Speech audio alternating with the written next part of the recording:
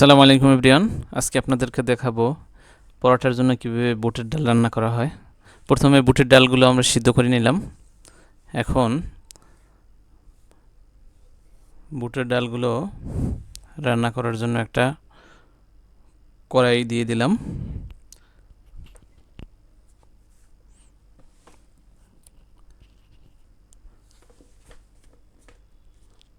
প্রথমে 1 কাপ পরিমাণ সয়াবিন তেল দিয়ে দিলাম। এবার দিয়ে দিলাম 1 কাপ পরিমাণে পেঁয়াজ কুচি, তেজপাতা, দারুচিনি ও লং এবং এলাচি দিয়ে দিলাম।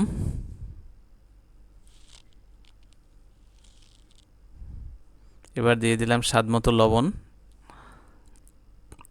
এবার দিয়ে দেব একটু পানি।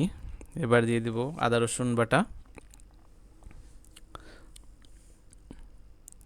এবার দিব জিরা বাটা। এবার দিব জ্যোতি জয়ফল, গোলমরিচ বাটা। এবার দিব 1 চামচ পরিমাণ ধনিয়া গুঁড়ো।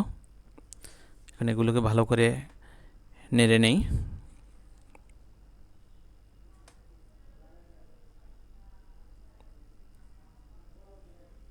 এবার 1 কাপ পরিমাণ পানি দিয়ে দেব।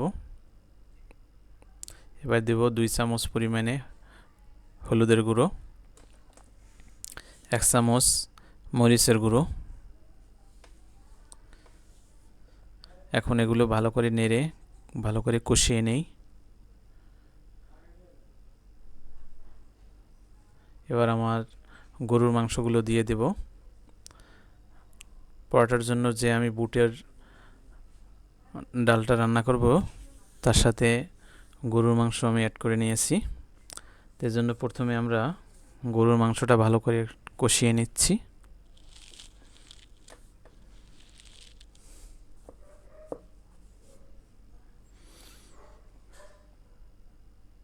এবার একটা ঢাকনা দিয়ে কিছুক্ষণ এভাবে ঢেকে রান্না করব।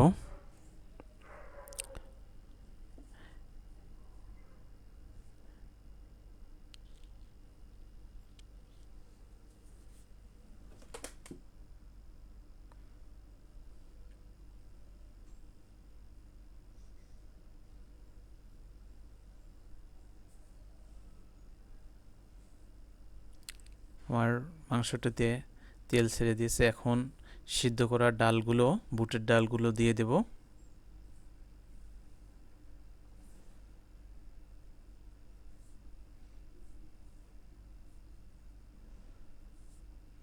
এভাবে একটু নেড়ে দেই আমি।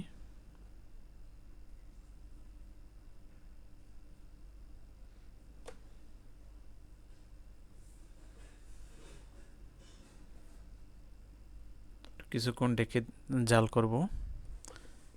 এবার দিয়ে দেব একটু নেড়ে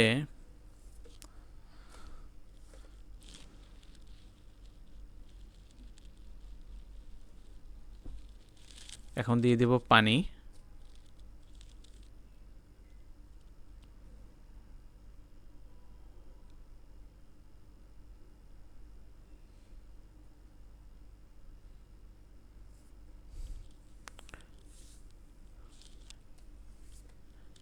এভাবে কিছুক্ষণ জাল করে নিলাম।